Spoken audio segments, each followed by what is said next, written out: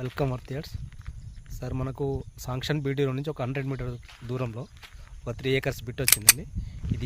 ఈ బిట్టుకు రోడ్, ఇది canal road అండి. మనకి ఏంటంటే ఒక 6 గజాల తవ్వ ఉంటుంది, 18 ఫీట్ల తవ్వ. కెనాల్ రోడ్ ఇది కెనాల్ అండి. ఇది కనపడేది ఈ కెనాల్ రోడ్ బిట్టు.